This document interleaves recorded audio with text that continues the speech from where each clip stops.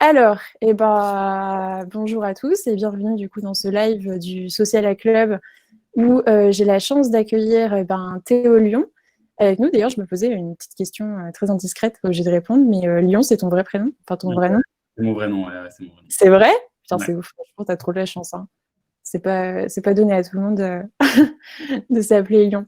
Trop cool. Et du coup, en fait, aujourd'hui, le but du jeu, c'est de parler en fait de comment choisir en fait sur les réseaux sociaux la meilleure stratégie à adopter. Donc, soit on part sur une stratégie de publicité, donc de Facebook Ads en fait, et puis on paye, soit on part sur la création de contenu. Et du coup, on va diviser en fait ce live en 3 parties. Donc la première, ça va vraiment être à Théo de nous aider à comprendre comment faire ce choix-là. La deuxième, en fait, on va plutôt lui poser des questions sur lui, comment il a fait son choix avec Kudak, son agence. Et la troisième, c'est qu'il va nous donner des petits tips sur LinkedIn parce que, en fait, il est assez fort là-dessus.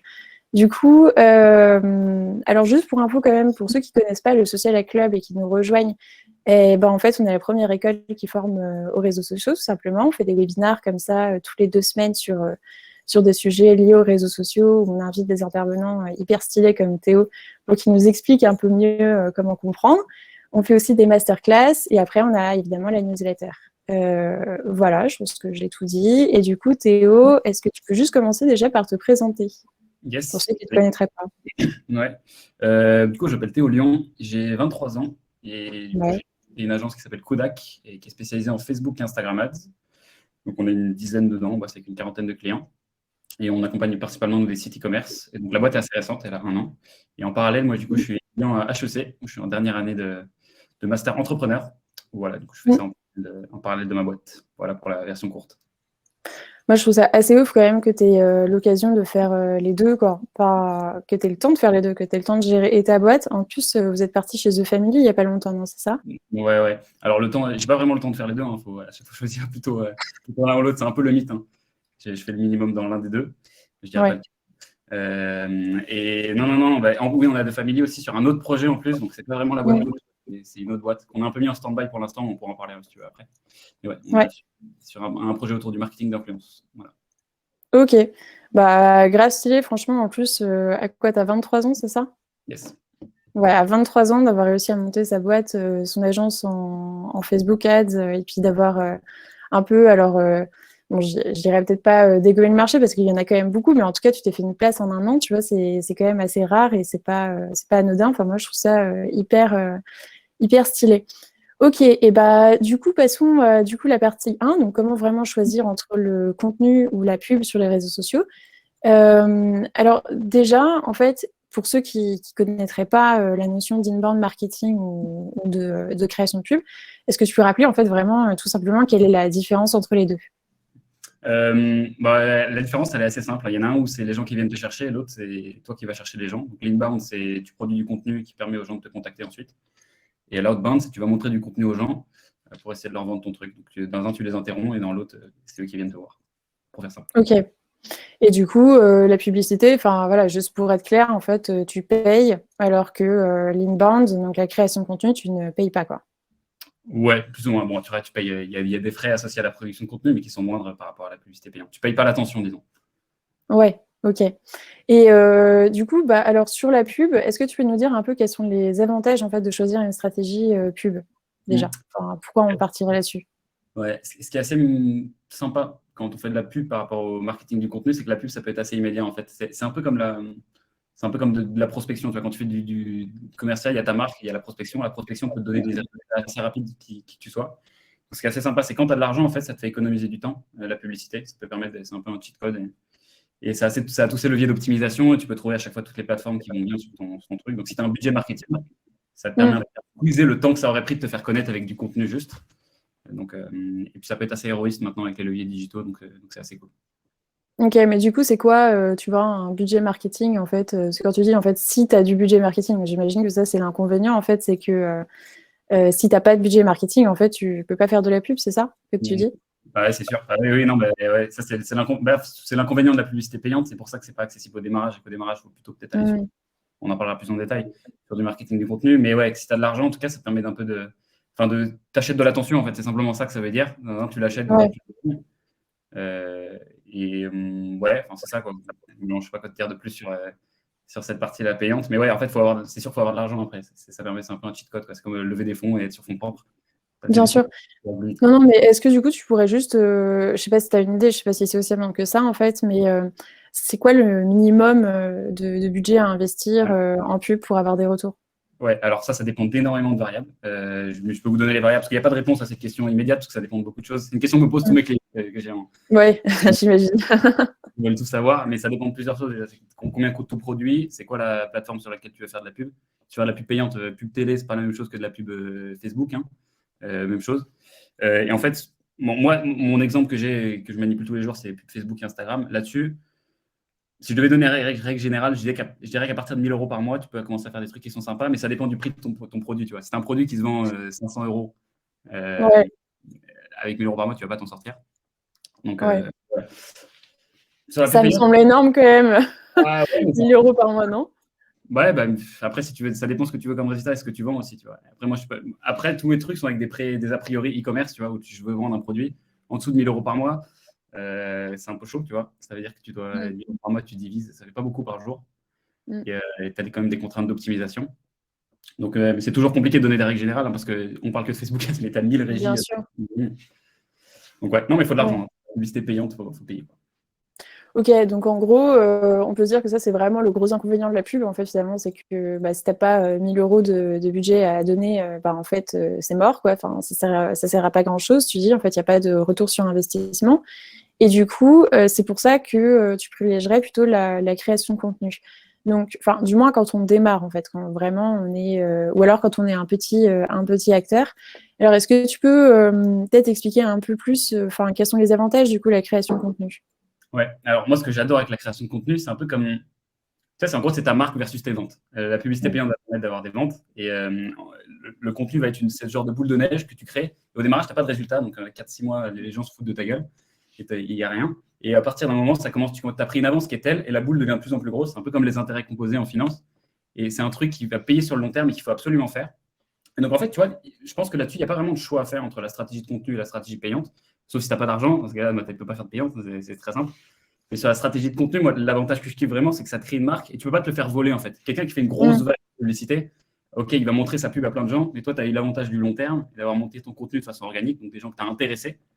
Et donc, ça, c'est un truc, ça ne peut pas se voler. C'est pour ça que tout ce que tu construis en stratégie de contenu est beaucoup plus pérenne que ce que tu vas choper en payant. Enfin, moi, c'est ça qui me fait trop kiffer dans la production de contenu. Ouais, je comprends. Mais du coup, c'est quoi l'inconvénient, en fait, à l'inverse? Parce que là, tu es en train de me dire, en gros, on devrait même pas se poser la question, quoi. Finalement, on devrait juste partir sur la création de contenu, c'est ça? Moi, ce que je conseille au démarrage, c'est de faire du 80-20, c'est un petit peu de budget. Donc, Ouais. 20% sur du long terme, création de contenu, et le reste sur de la prospection ou publicité payante, tu vois, pour développer ton truc. Mais l'inconvénient, de toute façon, de la production de contenu, c'est le même, c'est que ça prend du temps, ça prend vraiment beaucoup de temps, et ça apporte pas de résultats court terme. C'est très difficile. Bon, après, il y a un peu des cheat codes. Là, par exemple, LinkedIn ou TikTok te permettent d'avoir des résultats assez rapidement. Contrairement, tu vas sur Instagram, Facebook, tu vas un peu plus galérer. Ouais. Sur la création de contenu, tu veux dire, ouais. Ouais, sur la création de contenu. Moi, je parle uniquement de création de contenu. Là, ouais. Mais c'est ça, c'est que ça prend du temps. Et ça demande un peu d'intelligence, mais tu apprends des trucs aussi. Il n'y a pas que la création de contenu et les bonus que tu vas avoir d'attention. Tu vas apprendre beaucoup de choses aussi sur ton offre, ton produit. Et ça te permet de beaucoup. J'imagine que toi aussi, tu vois, quand tu fais tes posts sur ton club, après, tu vois très bien ce que les gens ils kiffent ou ils kiffent pas dans les sujets que tu vas. Ouais. Et ça, c'est un truc. Bon, tu peux l'apprendre en publicité payante en payant, mais tu apprends aussi beaucoup de choses avec les feedbacks que te font les gens sur le fait de produire beaucoup. Permet d'avoir un feedback assez quali, quoi. Ce que j'aime bien aussi.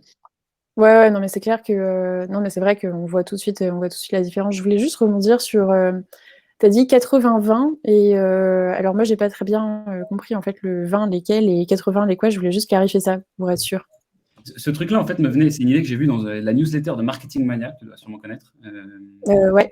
Stan Leloup, qui expliquait en fait le dilemme prospection, production de contenu et sur quoi tu dois mettre ton temps au démarrage. Parce qu'au démarrage, quand tu lances ton entreprise, tu as besoin de faire du ROI du démarrage, tu as besoin de faire du chiffre d'affaires. Du coup, là, prospection, on peut l'assimiler à publicité payante, hein, disons, c'était un petit budget quand tu te lances. Ok. Comme ça. Il disait qu'au démarrage, en fait, tu commences avec du 80-20, donc ta majorité qui est donnée avec de la prospection pour avoir des résultats, mais tu fais quand même un peu de production de contenu. Et au fur et à mesure que le temps avance, donc ton 80 payant, 20% de contenu, la barre, en fait, ça revient comme ça. Et au final, l'impact que tu vas avoir avec ta production de contenu sera beaucoup plus important que celui que tu vas avoir avec la prospection ou de la publicité payante, qui va toujours te coûter le même prix, en fait, ou en temps ou que ce soit en argent. Et après, c'est pour ça qu'en fait, ça te fait un unfair advantage sur le long terme d'avoir fait du contenu, où chaque jour, l'impact du contenu que tu postes est plus important que l'impact du contenu que tu as fait la veille, parce que ta communauté grossit. Et donc, ça, c'est des choses qui peuvent tu vois, au fur et à mesure, la balance va se rééquilibrer, et là, tu auras un unfair advantage sur tout le monde, sur les gens qui ont fait que de la prospection et qui n'ont pas construit leur marque. Ouais, je comprends.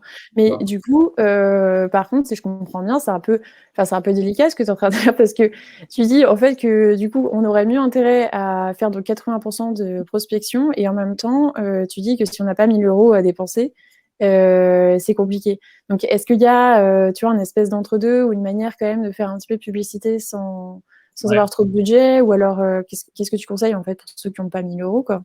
Ouais, parce que tout ce que j'explique, en fait, là, c'est avec le postulat de base de j'ai un petit peu d'argent à investir dans mon business au démarrage, et je peux me poser cette question de payant versus organique au démarrage. Je peux pas te poser la question, publicité payante, si t'as pas d'argent, je peux pas t'aider. Enfin, tu peux pas faire payante. Hein. Qu'est-ce que tu veux? Après, ce truc de 1 000 €, je vois, on est un peu en train de se focaliser sur cette barre de 1 000 € que j'ai donnée de façon purement arbitraire, et qu'avec directement le postulat, parce qu'il y a ça. Après, quel est ton objectif? C'est juste d'avoir des inscrits à ta newsletter ou faire des inscrits à un webinar, ça va coûter beaucoup moins cher et tu peux t'en sortir là. Tu mets 50 € en pub et tu as des inscrits sur ton webinar et tu convertis les gens. Tu vois, c'est des trucs, c'est très très différent et c'est très compliqué d'apporter une réponse à tous ces cas différents. Donc là-dessus, ouais, même avec un petit peu d'argent, parce qu'en fait, entre les deux, tu as la prospection, tu vois, tu as contenu, prospection et publicité payante. Au début, si tu n'as pas d'argent, prospection, contenu payant, contenu organique, et ensuite, avec un petit peu d'argent, tu passes sur la publicité payante, et là, ça devient plus rentable. Ouais. Et du coup, tu parles un peu des cas différents. Je ne sais pas si c'est vraiment trop compliqué pour toi là d'en parler, tu vois, ou au moins de mettre peut-être quelques différentes catégories de situations, je sais pas, ou alors c'est vraiment trop vague comme question. Ouais, j'ai pas bien compris ta question. Ouais, tu disais ça dépend des cas en fait. Tu dis toi tu pensais à la barre de 1 000 € en fait si c'était en e-commerce par exemple, mais donc j'imagine qu'il y a différentes situations. Tu dis si tu veux faire tu vois, si tu veux promouvoir un webinar ou alors un événement ou alors en fait une newsletter, tu peux t'en sortir avec moins. Et j'imagine aussi que ça dépend, tu vois, de si tu es en B2B ou en B2C, par exemple. Je sais pas si tu as des idées en fait tu vois, de catégories comme ça ou de cibles qui pourraient t'aider en fait à faire un choix, quoi. Ce que je peux donner, en fait, la logique qui permet d'arriver à une métrique comme ça et de s'appliquer sur ces différents trucs, c'est en fait raisonner par rapport à ton coût d'acquisition cible. Donc, tu vois, je vais devoir mettre plus de budget si mon coût d'acquisition cible c'est 100 € que si c'est 2 € tu vois, pour une inscription webinar qui même peut être moins, d'ailleurs, 50 centimes. Donc là-dessus, c'est comme ça qu'il faut fixer le truc parce que, bon, je prends mon référentiel Facebook qui est en fait, ça s'applique aussi pas mal sur toutes les régies en ligne, c'est que tu as des contraintes de test et des contraintes d'optimisation. Donc en fait, l'algorithme, c'est comme tous les trucs de data, il a besoin de beaucoup de données pour s'optimiser. Donc en fait, quand les gens font des recommandations de budget, ils se disent, OK, j'ai besoin de ces recommandations de budget pour que ça s'optimise. Ce qu'ils ne comprennent pas qu'au démarrage, tu peux tester avec beaucoup moins. Tu n'es pas en train d'essayer d'optimiser, tu es en train de faire ta preuve de concept au démarrage. Donc au démarrage, ce qu'il faut juste essayer, en fait, il faut raisonner en termes de variables. Sur Facebook, tu veux tester des audiences et des créas. C'est très simple, c'est tout con. Sur chacune des audiences, il faut que tu aies dépensé 1 ou 2 fois ton coût d'acquisition cible, et comme ça, tu sais, OK, ça ne m'a pas rapporté d'acquisition, je skip. Et c'est comme ça que tu vas dire, OK, moi, j'ai envie de tester 10 audiences, donc je fais 10 fois ce coût d'acquisition, ou 2 fois le coût d'acquisition, pour être tranquille sur ton truc. Je ne sais pas si c'est clair, que tu pourras me poser des questions. Ouais, je pense qu'il faut juste que tu clarifies déjà, c'est quoi le coût d'acquisition cible pour ceux qui ne sont pas au courant. Donc, coût d'acquisition, c'est combien tu es prêt à dépenser pour générer une conversion sur ton site internet. Tu as ta cible qui est OK, moi, si mon produit coûte 40 balles, je sais que je suis prêt à dépenser 10 € maximum en publicité dans mes frais. Et c'est comme ça qu'on raisonne, en fait. Et c'est comme ça que nous, on veut vérifier. En fait, on veut vérifier est-ce que l'audience, elle me donne un coût qui est intéressant pour moi ou est-ce que la créa me donne un coût qui est intéressant pour moi. Et c'est comme ça qu'on va fixer un budget. Et en fait, tu peux très bien tester avec des budgets qui sont très faibles. Juste, par contre, il faudra réduire le nombre de variables que tu vas vouloir tester. Dire, OK, je vais tester peu d'audience, peu de créa pour faire ça bien. Donc, c'est comme ça que je fixerai un truc pour chacun des cas particuliers que j'aborderai. OK. Donc, si j'essaye de résumer en fait ce que tu as dit et puis de le mettre avec des mots peut-être hyper simples.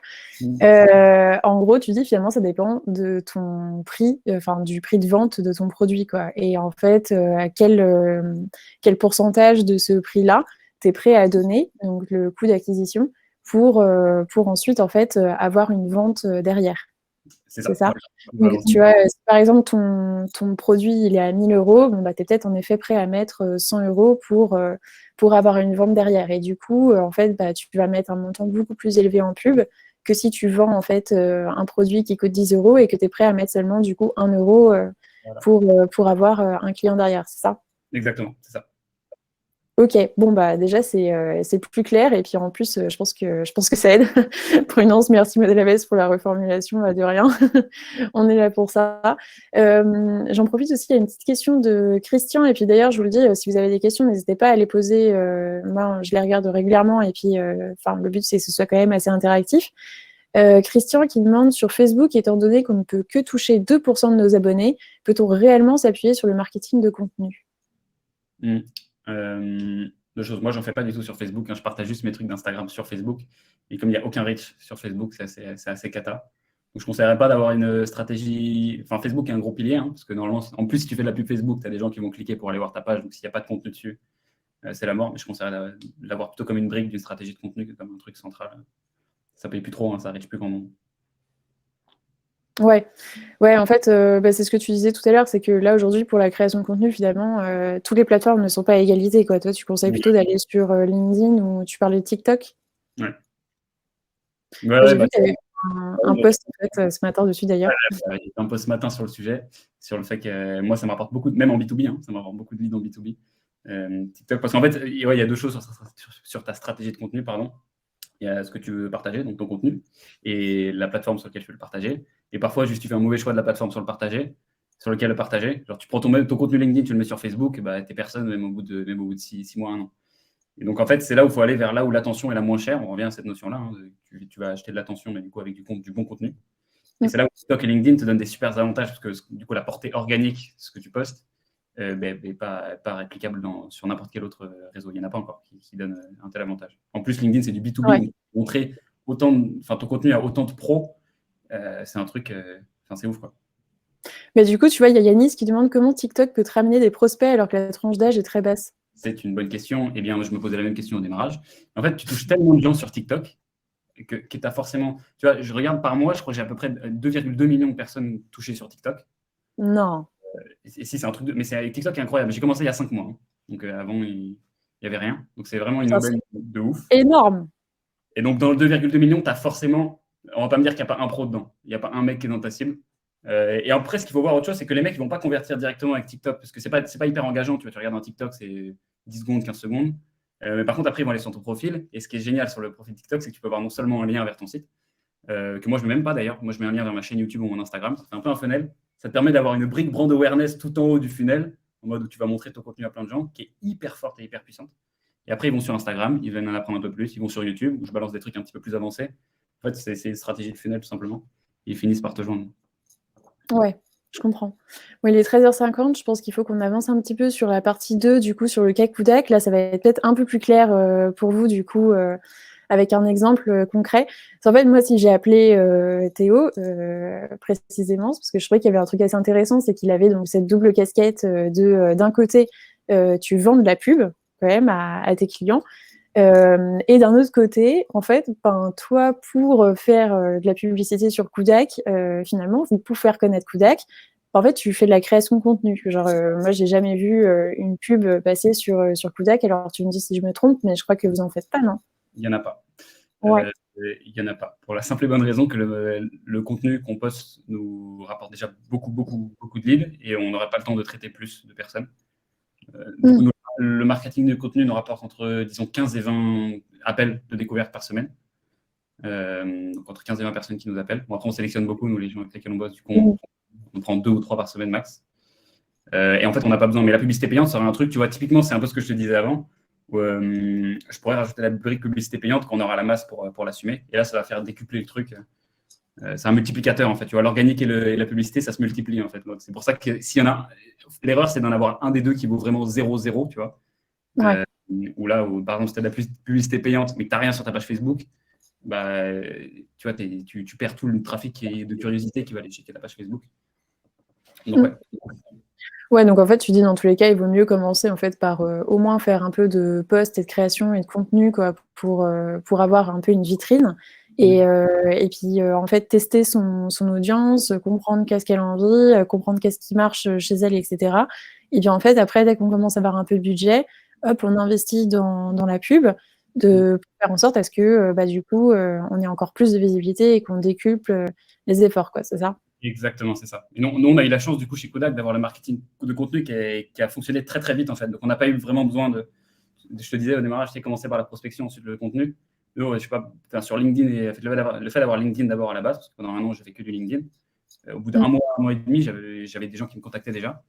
Donc, c'est pour ça que on est dans une période où il y a des plateformes qui sont des cheat codes, en fait. Le TikTok et LinkedIn, si tu n'es pas trop con et que pendant 2-3 mois, tu partages, à un moment, tu vas avoir une vague de personnes qui vont venir te contacter.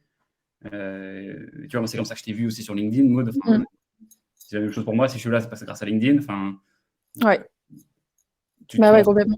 la portée organique squeeze le temps que ça prend normalement de faire fonctionner ton marketing de contenu. OK.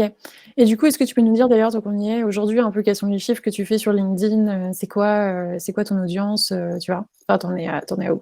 Je sais pas si tu Ouais. les as en tête, mais Je peux les avoir globalement. Alors, je crois que j'ai 14 500 abonnés sur LinkedIn, un truc comme ça. Un post, moi, ça fait en moyenne, disons, 30 000 impressions. pas mal. Donc, ça va. Et les Ça plus va, gros. ouais. C'est pas dégueulasse, ouais. Non, mais tu vois, c'est pas gigantesque par rapport à des mecs qui ont juste un tout petit peu de plus d'abonnés que moi, tu sais, genre 20-25 000, et qui eux tapent des 200 000 de façon régulière. Et ouais, non, et moi, mes plus gros posts font genre entre 120 et 130 000 de reach parfois. Mais après, il y a un dilemme aussi sur LinkedIn, c'est que si tu veux, le reach n'est pas la bonne métrique à analyser quand tu fais des posts. Parce que tu vois, typiquement, moi, j'ai un post qui a buzzé il n'y a pas longtemps sur le fait que je parlais d'HEC et ce que ça m'avait apporté sur l'entrepreneuriat. C'est un post qui n'a aucune valeur pour Kodak. Je ne vais pas recruter des mecs comme ça. Mais par contre, c'est un post que LinkedIn a trop kiffé. Donc, il a été poussé à plein de gens, mais il ne va pas me rapporter des leads. Donc, il ne faut pas tomber dans cette vanity métrique. Donc, ça, c'est pour LinkedIn. Donc, ça, c'est mon chiffre LinkedIn. Sur TikTok, du coup, j'ai 40 000 abonnés qui me font, du coup, je te disais 2,2 millions de reach par mois. J'ai du YouTube qui tourne en parallèle où je dois avoir 2300 abonnés, un truc comme ça, qui me rapporte des leads très très quali aussi. Et donc là, bon, je fais à peu près je dis entre 700 et 900 vues par vidéo. Donc pas avec beaucoup d'abonnés, ça me rapporte quand même du reach. Et j'ai une quatrième plateforme qui est Instagram, sur laquelle j'ai 4000 abonnés et qui est plutôt une vitrine en mode un peu plus lifestyle pour apprendre. Parce que moi, du coup, j'ai une stratégie qui est un peu ambiguë. C'est pas une stratégie de boîte, c'est une stratégie de personal branding. Du coup, il faut quand même que je montre un peu qui je suis et qu'à la fois je montre que je suis compétent. Et donc Instagram est plutôt là pour montrer qui je suis. Et donc là, où je t'avoue, le reach Instagram, je ne le connais pas parce que je ne le fais pas pour le reach, je le fais plutôt pour la vitrine en fait. Ouais. Et du coup, c'est quoi le retour sur investissement de la création de contenu, quoi, en fait? Parce que toi, en fait, finalement, là, toute ton acquisition se fait grâce à ces 4 canaux-là, quoi. Ouais. Le retour est très bien et va de mieux en mieux. Chaque jour qui passe le rend de plus en plus héroïste en fait. Ce que je te disais au démarrage sur la communauté. Ouais. Là, actuellement, le ROI du. Je sais pas tiens, j'avais calculé sur LinkedIn combien me rapportait un post LinkedIn. Je crois que c'est 1071 € de chiffre d'affaires par post LinkedIn que je faisais. Donc, c'est un truc qui est démentiel. Tu vois, quand j'ai fait le calcul, j'étais là, mais c'est énorme, quoi. Ça, c'est ce ROI-là. Et ce ROI-là, en fait, il monte parce qu'à chaque fois, tes posts, ils ont montré à plus de gens. Et donc, en fait, au démarrage, le ROI du marketing de contenu est foireux. Hein. Il est nul, enfin, il est nul, quoi. Il est négatif. C'est-à-dire que tu passes du temps, peut-être tu payes des services pour faire de la production de contenu et ça ne te rapporte rien.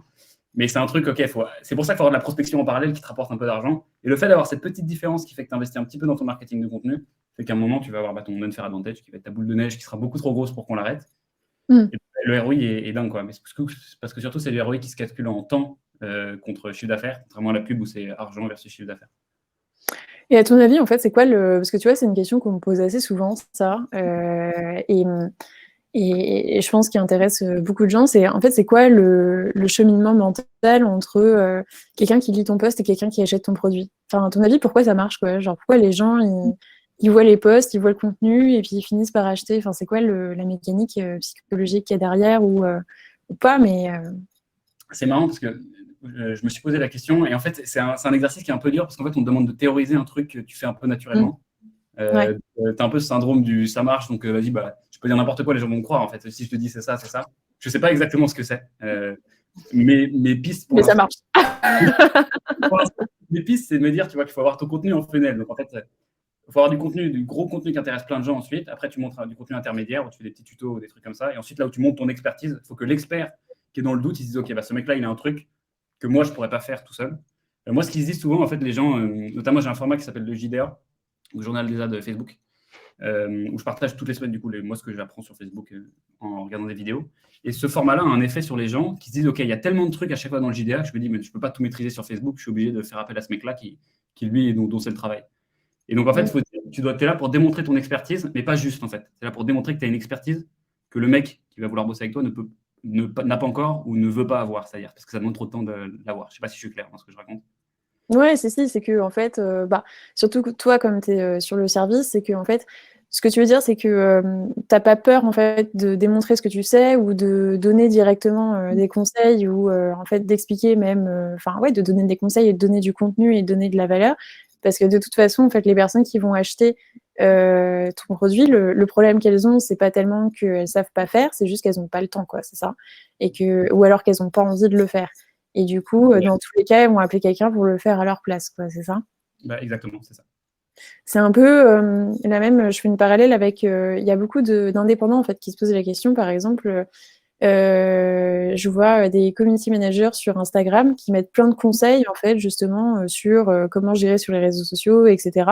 Et en fait, elles disent bah oui, mais en fait, moi, j'ai pas peur de donner les solutions aux gens parce que de toute façon, les clients qui m'appellent, c'est des gens qui ont besoin que je m'occupe de leur stratégie à leur place et pas des gens qui ont le temps de le faire. Donc, du coup, ça leur fait pas vraiment perdre des clients non plus, quoi. C'est ça. Mais en fait, ça, c'est le paradoxe du contenu, en fait. C'est que plus tu donnes, plus tu reçois. Et il y a pas d'informations à cacher, en fait. Parce que les gens ne viennent pas travailler avec toi, un truc que j'ai compris il n'y a pas longtemps, pour les informations que tu donnes, mais pour l'expérience que tu as acquis de manipuler ces informations-là. Genre, aucun problème à donner tout ce que je sais sur Facebook à une personne. Et je sais que derrière, il n'aura pas la maîtrise que moi j'ai du coup, sur l'outil parce que j'ai fait plein de conneries par rapport à ces informations qu'on m'avait données. C'est pour ça que tu ne peux pas lire un bouquin sur comment être milliardaire et ensuite tu deviens milliardaire direct. Enfin, il faut exécuter entre les deux pour avoir vraiment une expérience à partager, quoi. C'est intéressant ce que tu viens de dire et ça vient de me faire penser à un autre truc aussi, alors qui n'a peut-être rien à voir, mais je fais des connexions parfois dans ma tête, mais je rebondis sur ce que tu as dit il y a 10 minutes où tu dis moi sur la création de contenu, je suis plus sur une stratégie de personal branding. Donc tu te mets en avant toi, ton expertise, etc. Et puis justement, tu dis que les gens viennent te contacter, non pas forcément pour ce que tu sais, mais la capacité que tu as à manipuler cette information-là. Et en fait, qu'est-ce que tu recommandes? Parce qu'il y a beaucoup de gens aussi qui se posent la question entre est-ce que je dois me mettre en avant moi ou est-ce que je dois communiquer et faire de la création de contenu uniquement au travers de ma boîte? En fait, cette question-là, il faut la prendre selon déjà le prisme de la portée organique. C'est-à-dire que tu vas avoir une beaucoup plus grosse portée organique si tu le fais toi-même. C'est un peu le cas sur quasiment tous les réseaux. Si tu le fais tout seul, c'est bien. Et aussi parce que, en fait, quand tu es une personne, c'est beaucoup plus facile de faire passer une personnalité quand tu es une personne qu'une identité de marque quand tu es une marque. De construire un trait de marque, c'est très compliqué. C'est-à-dire, OK, cette marque-là, elle représente telle et telle valeur. Là, tu te mets en vidéo, tu parles un peu, les gens, ils comprennent direct, ils te foutent dans une case. Et d'ailleurs, c'est ça, une bonne stratégie, c'est aider les gens à te mettre dans une case. Dire, OK, ce mec-là, je sais, j'ai 4-5 trucs que je veux qu'il sache. OK, il est fort en Facebook Ads, il a fait HEC, je sais pas quoi, il a 23 ans, un truc comme ça. Et hop, je suis dans la case, c'est ce mec-là.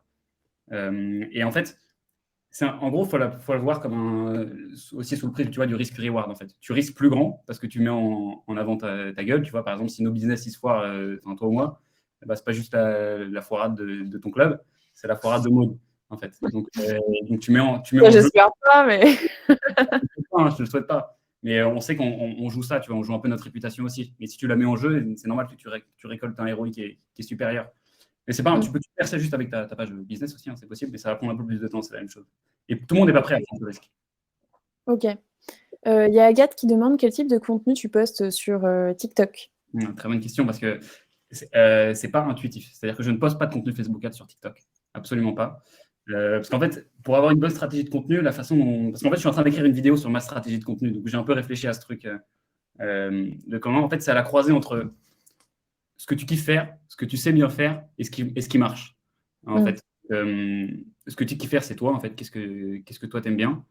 Ce que tu sais faire, moi, c'est Facebook Ads. Sauf que moi, je me suis heurté à ce truc-là de qu'est-ce qui marche. Facebook Ads sur TikTok, ça fait très peu de reach.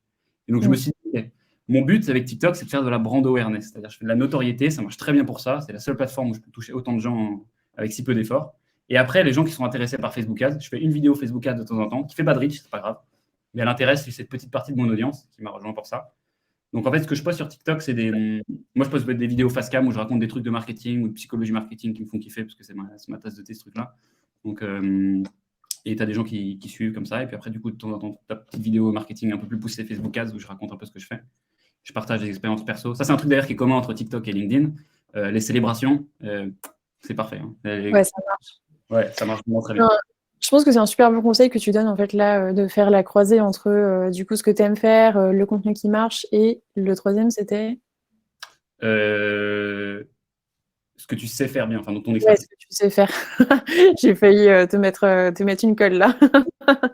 Les trois, parce que je pense qu'en fait que c'est valable pour toutes les plateformes finalement. En fait, et c'est un peu les trois questions qu'il faut se poser, que ce soit pour la création de contenu sur Instagram ou sur TikTok ou sur LinkedIn ou etc. En effet, c'est pas toujours les mêmes choses qui marchent sur chaque plateforme et du coup, il faut être capable de s'adapter. Ok, les 14h02, je pense qu'on va passer à la dernière partie assez rapidement sur du coup tes petits tips sur LinkedIn. Donc justement, en fait, c'est quoi un bon post pour toi? Tu commençais à le dire sur la célébration, mais il y a peut-être d'autres types de posts qui fonctionnent vraiment bien et qui permettent d'avoir de la visibilité.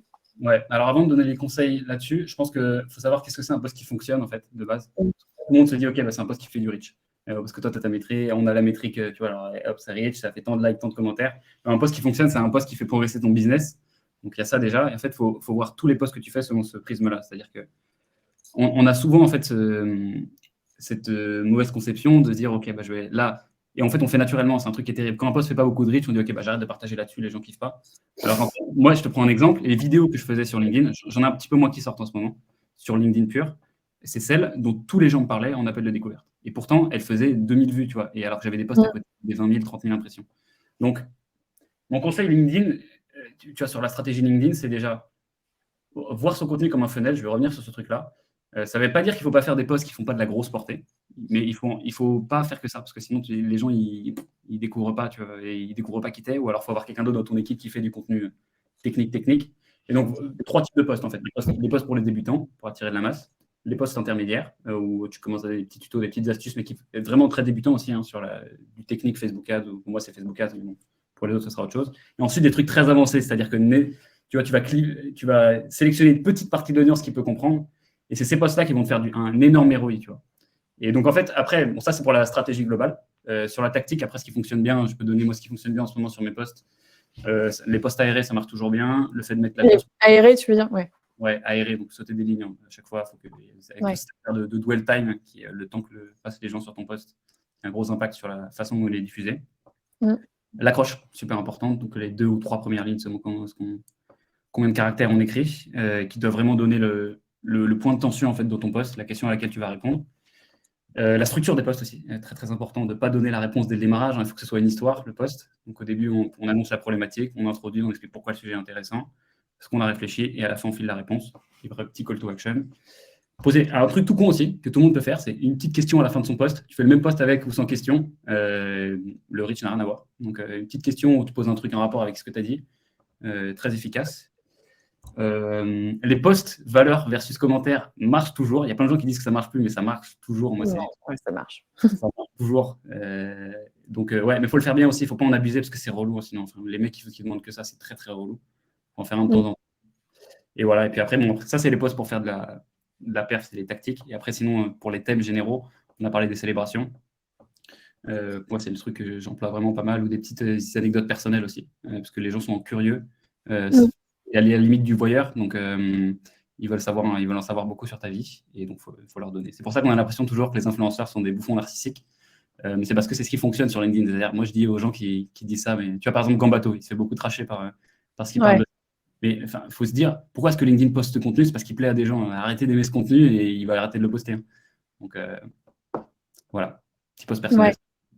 Il y a Rudy qui dit c'est la force du storytelling et c'est vrai. Et d'ailleurs, pour ceux qui ne l'ont pas encore vu, je vous conseille vraiment d'aller regarder le webinaire que j'ai fait avec Inès Sivignon là-dessus, où elle explique vraiment comment faire du storytelling dans ses posts et puis on rentre dans pas mal de détails. Donc voilà, si c'est un sujet qui vous intéresse, je vous conseille d'aller voir ce webinaire-là.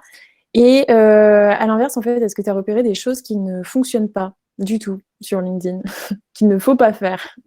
Bah, et s'il y a un truc que je peux dire de façon assez sûre, c'est que pour moi, les posts avec une photo marchent beaucoup moins que les posts texte uniquement. Ah ouais? Ouais, c'est assez dingue. Tu vois, par exemple, mon post sur TikTok là d'aujourd'hui a beaucoup moins pris que je pense qu'il a. Je voulais vraiment mettre la capture d'écran où j'avais mon nombre d'abonnés.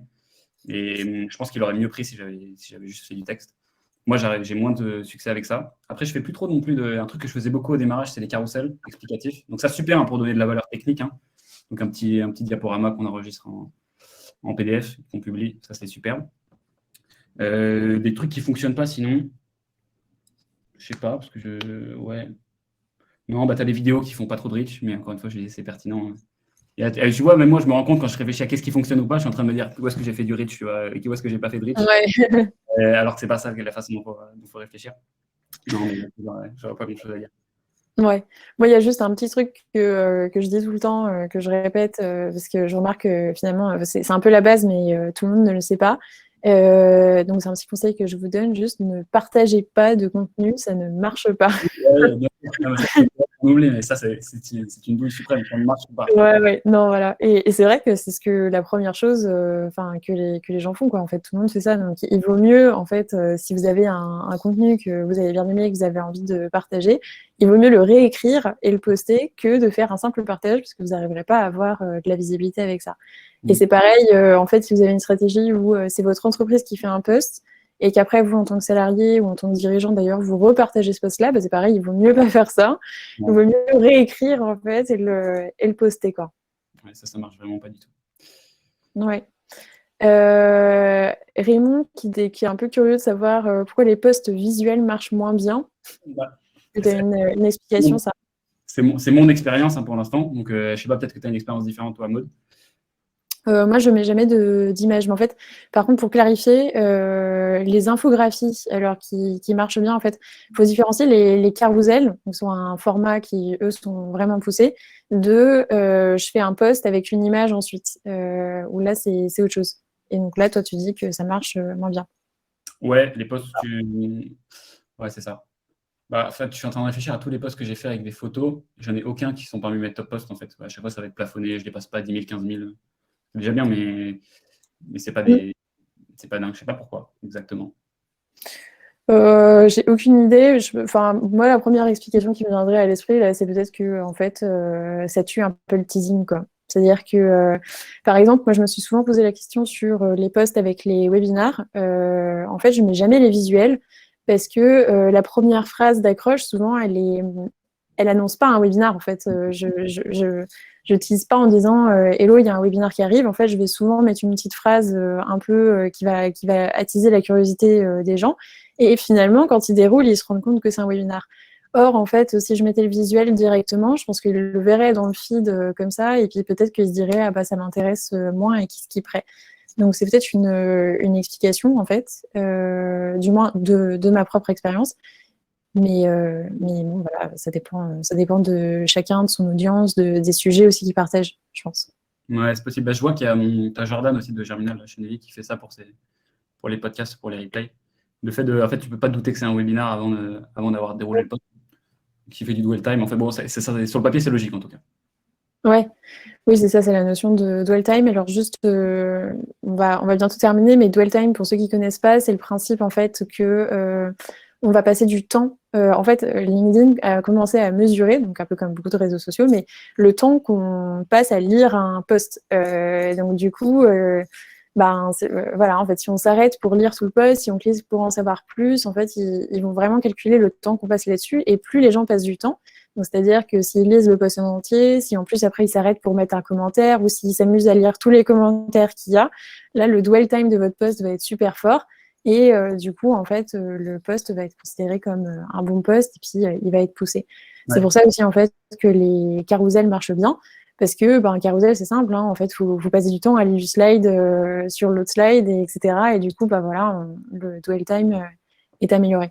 C'est pour ça que c'est aussi important d'avoir son ton qui est personnel et sa structure, tu vois, de partager des trucs où ton audience est un peu habituée à avoir tes trucs. Moi, si demain je partage des licornes, les gens ils vont pas comprendre. Si tu as vraiment ton ton, ils savent un peu ce que tu vas dire, ils reconnaissent ton style, et du coup ils se disent ok, bah, je sais où il va, je sais qu'il va me dire un truc intéressant à la fin. Ça va. Top. Il est 14h11, je pense qu'on va s'arrêter là. À mon avis, on a fait le tour un peu du sujet. J'espère que du coup, en tout cas, ça vous a aidé à faire un peu le tri entre stratégie contenu ou stratégie de publicité et qu'à partir de là, vous allez vous en sortir et savoir comment faire pour la suite. En tout cas, n'hésitez pas à suivre Théo Lyon, du coup, sur LinkedIn, Instagram, TikTok, YouTube, et puis bientôt, je sais pas, Clubhouse, si tu vas. Et, parce qu'il poste vraiment de super contenu, et puis c'est bien de regarder la veille de ce que tu fais, tu vois, c'est une bonne source d'inspiration.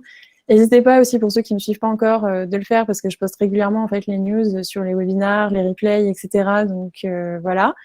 Et moi, mon mot de la fin, c'est à plus tard dans le webinar. Théo, est-ce que tu finis ma phrase? À plus tard dans... Le bus. À plus dans le bus. À plus dans le bus. Allez, ça marche. Salut. Ciao.